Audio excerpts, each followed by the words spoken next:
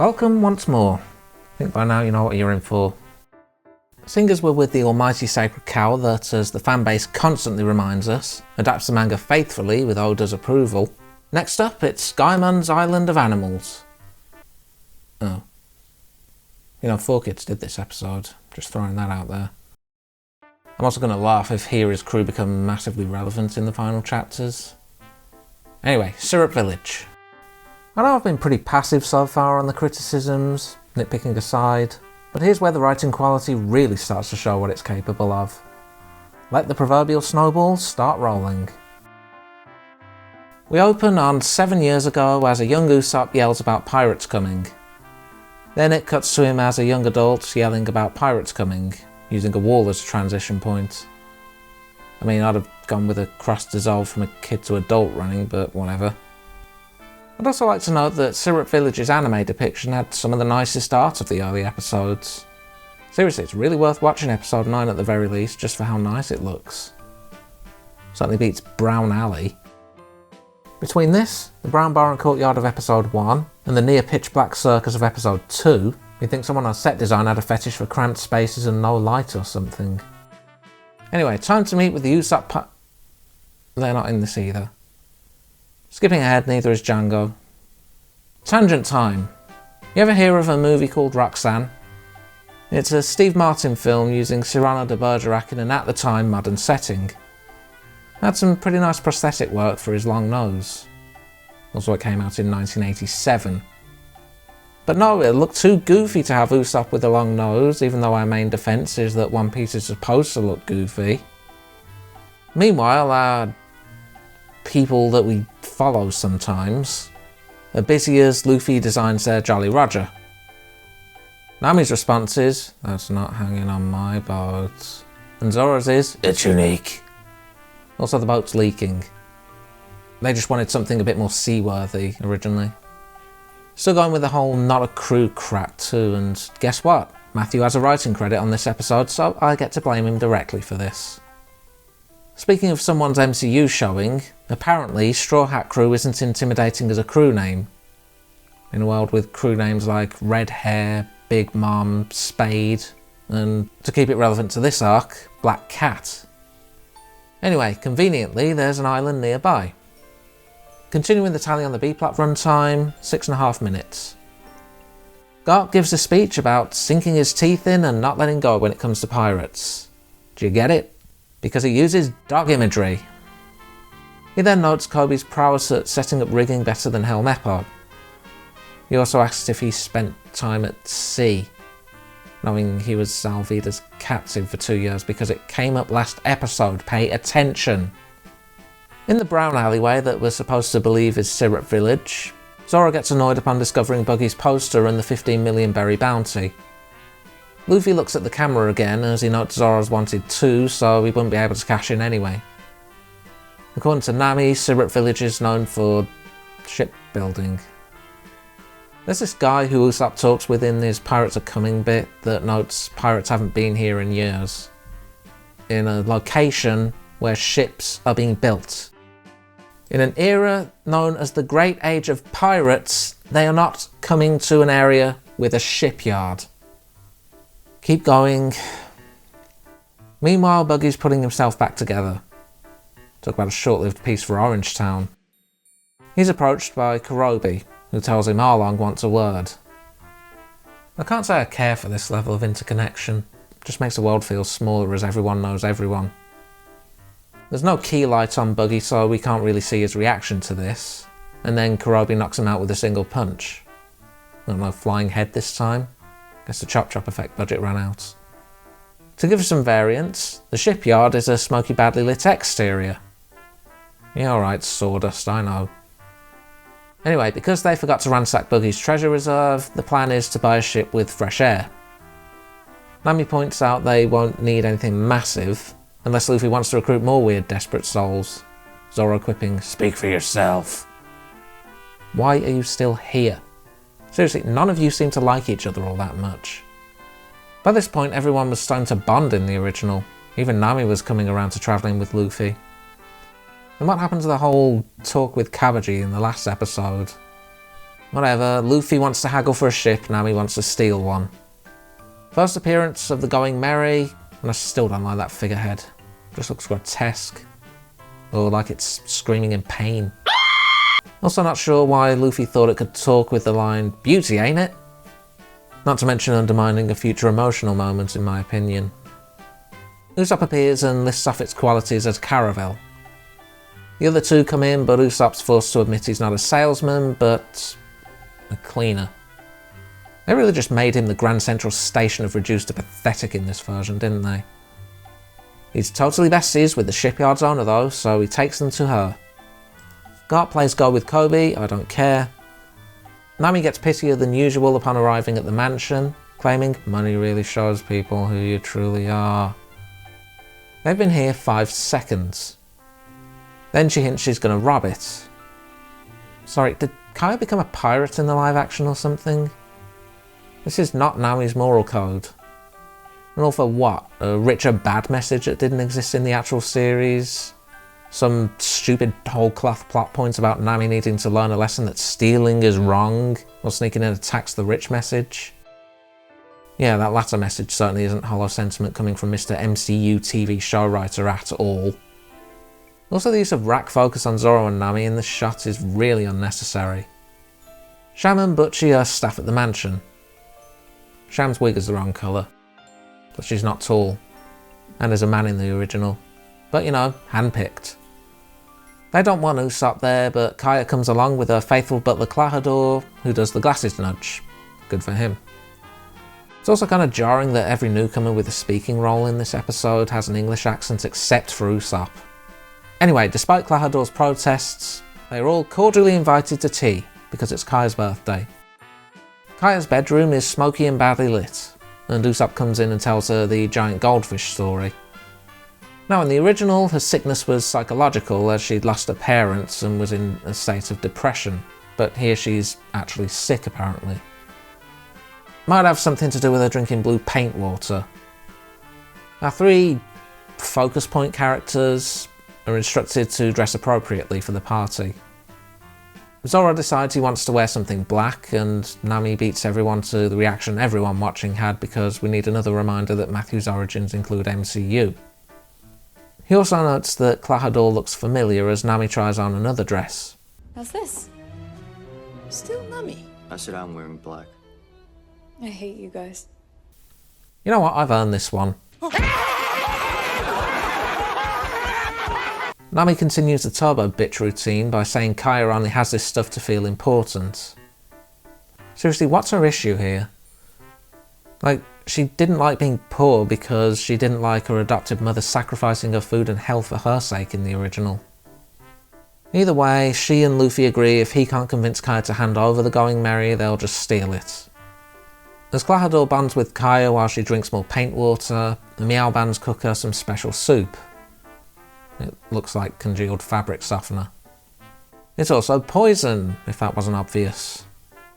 Klahadore also reveals he might be evil. Kobe getting better at go, skip. The party begins and Nami tries to work her charm on Merry as he runs the accounts. We can have him with his sheep features, but not a long nose because that would be too goofy. Zoro decides to ask if Klahadore was ever at Mirrorball Island. His vice captain was. Now for the dinner, and Kaya thinks there's nothing suspicious about a bowl of fabric softener topped with a dollop of white paint. She wants to be a doctor, by the way. Hi, Dr. Kaya. I'm feeling under the weather. Oh, I've got just the thing.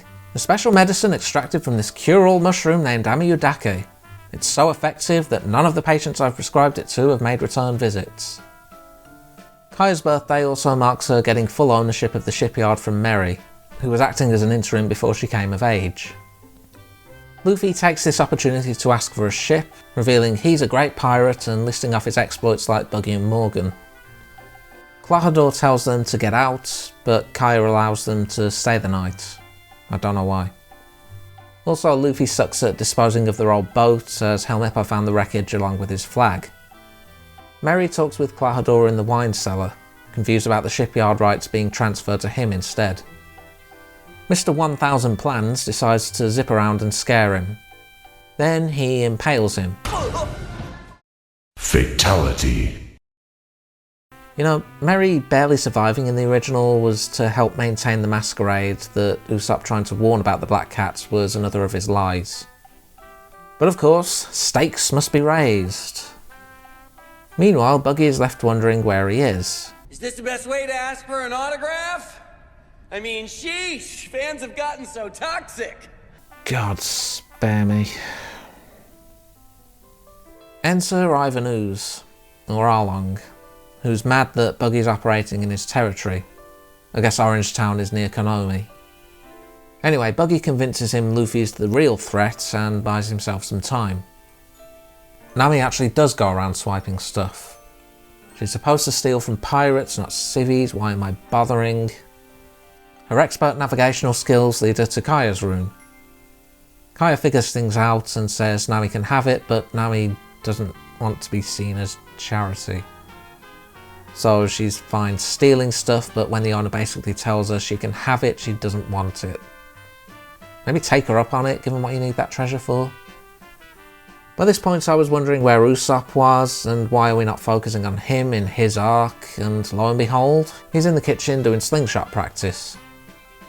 Luffy decides to look into the camera again, as he declares his goal and they bond over annoying Klahadore. Kuro, may as well drop it now. Usopp also got the job at the shipyard after his mother died rather than meeting Kaya on his own, and mentions his father is Usopp. Luffy was able to figure that one out on his own in the original. Parallel between them and Kaya and Nami talking, as Usopp wonders if Kaya likes him. Yeah, this was necessary. We need something obvious but unspoken. Zoro decides he needs a drink at all this. I'd say I can relate, but I hate the taste of alcohol. Usopp takes him to the wine cellar as Luffy chugs the fabric softener. I don't know, maybe it tastes and smells better than it looks. In the cellar, Zoro and Usopp find Merry's corpse. Kuro didn't think to dispose of it. Speaking of, Zoro finally realises Klahadore is Kuro, and doesn't mock the name Black Cat. So a crew name based on headgear is silly, but a household pet is fine. No explanation for why Morgan thought he'd caught Kuro beyond, I let him think that. In other words, a good question for another time. Or if you want to go with a more obscure reference, you want to find out, just read the manga. Zoro gets ready to fight and it's a wine bottle smashed over his head.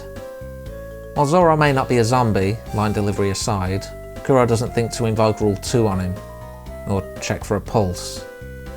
Man of 1,000 plans. He orders the Meow Bands to dispose of their bodies properly, or he could have just done that with Merry the first time. Usopp escapes, but Kuro knows the villagers will just think he's lying again. Nami decides to return what she stole, frankly not convincing me this was all one just big waste of time to pad out the runtime. The Meow Bands dump the bodies and the swords down the well. Usopp tries to convince everyone about Kuro and fails, then flashes back to him as a kid being dragged to his mother by that same guy from the beginning. We get the reveal about how he does it to give his mother hope, and then she dies seconds later. Seriously, at this point it's like an abridged series, you may as well just add her going bleh. There were people tending to her in her final moments in the original. Anyway, he breaks down because no one's believing him. Also, I imagine because people are asleep due to it being midnight. One person then reveals they do believe him, and it's Kobe. Right. So what's he going to do to Kuro, sweating terror at him? Episode 4 opens on darkness. Sorry, Zoro down the well, and what a shock, he's still alive. Excellent planning, Kuro, top notch. We then cut to Usopp, which probably should have been the actual episode opening, telling Kobe about what happened, even though Helmeppo doesn't believe him, being all, my dad beat him, and still no elaboration on how. It's not like these two know his reputation as Usopp the liar, so I don't know why he's doubting his claim. I mean, yeah, okay, his dad claims he caught Kuro already, but give us something to that. Nami also finds Luffy, who's still alive despite downing the entire sludge bucket. She's forced to hide when Kuro and the others come down and they find him. And there's a confirmation that it is lethal poison. Before they can throw Luffy down the well, which would have saved Zoro some time, Kobe rings the doorbell. Usopp tries to tell them Kuro's the problem, but it's on deaf ears as Kuro's able to convince them he's not the pirate and that Usopp was a problem ever since his mother died. Kuro brings Luffy up to them and gives Kobe a door in the face when he tries to ask further questions. Went about as well as expected. Oh, and Nami gave Sham a frying pan in the face. Back with Zoro, he's got a grappling hook from somewhere. I don't know, Mary's corpse. It then cuts to his training with Quina, which is also 7 years ago. It was closer to 10 originally. Not to rag on a kid too much, but she's not very good. Probably just bad directing. Writing wise, she lacks any of Quina's bravado and arrogance too, trying to give Zoro advice, which I don't think her counterpart would ever do. Basically not great.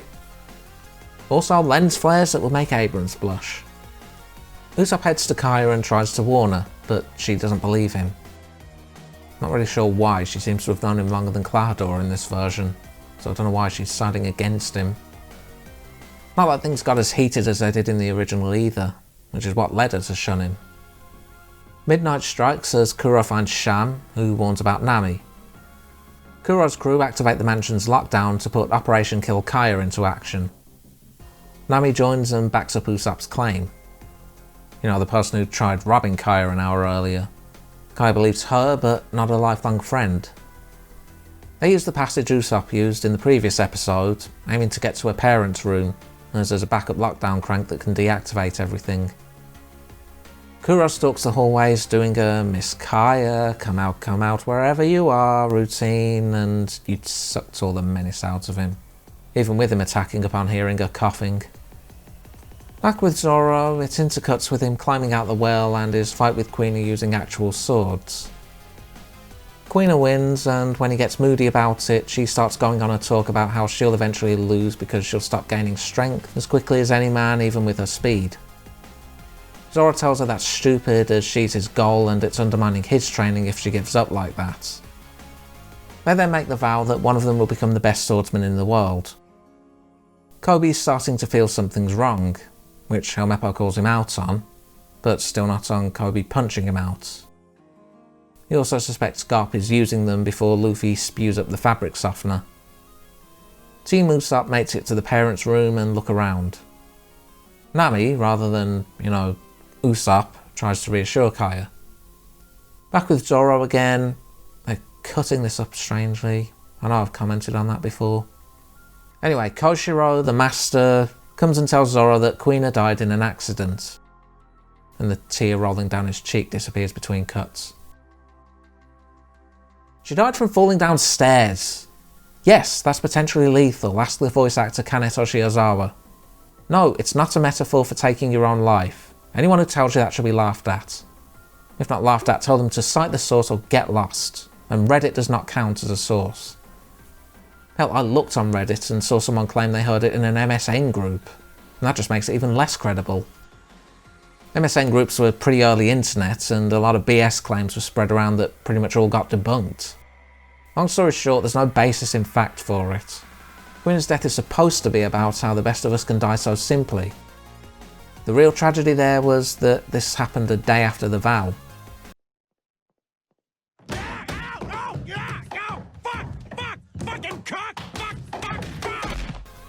Rant aside, Quina's funeral shows there are other girls who are dojo members.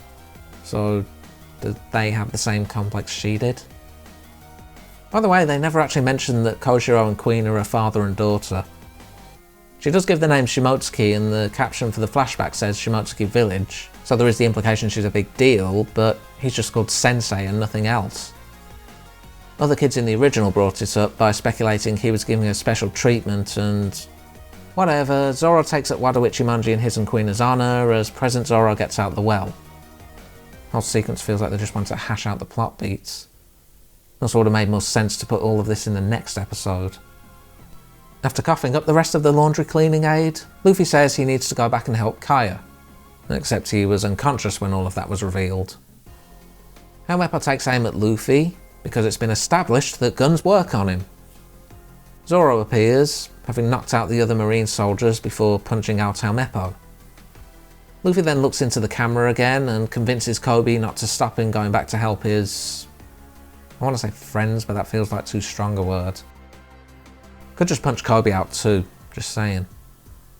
Team Usopp hides out as Kuro enters, talking about how he hated every minute of working for her and she's done nothing with her life. Luffy and Zoro head inside and split up. Luffy heads upstairs as a spooky shadow slinks across the screen while Zoro searches. Kaya decides to confront Kuro, which goes even worse than it did in the original as Nami's also caught. Usopp gets knocked for 6 as his slingshot attack fails.